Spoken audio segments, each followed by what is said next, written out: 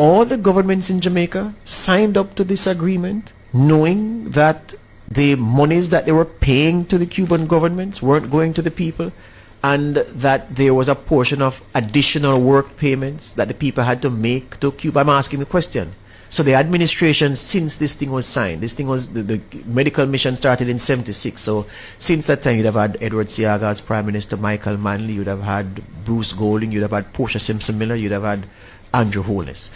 The government since that time, up to this point, did you know that the agreement with the Cuban medical professionals and education professionals, that the monies you were paying to the Cuban government, that these monies were not going to the workers whose sweat generated the funds that were being paid on their behalf? That's one.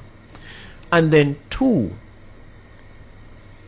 not before the Trump announcement that they wanted these programs ended, because of what they said was the Cuban government pressing its people into slavery, into servitude. Let me use servitude. Pressing their people into servitude and exploiting them and effectively engaging in human trafficking. Not before this has any government in Jamaica raised publicly any issue about the agreement with the Cuban health workers and the teachers. Why not?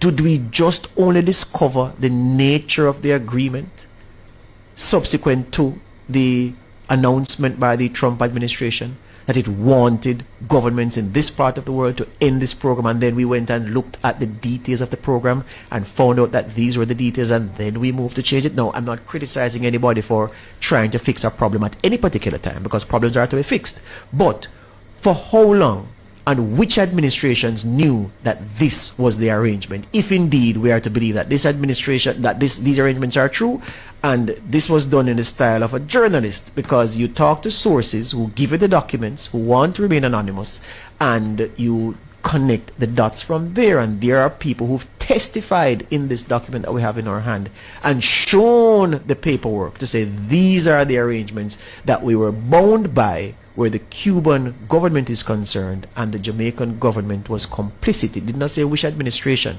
It says since 76 coming forward, Jamaican governments have known. So is it true that governments in this country have known that the Cuban government had its people under servitude and was effectively enslaving them, forcing them to work, collecting the money?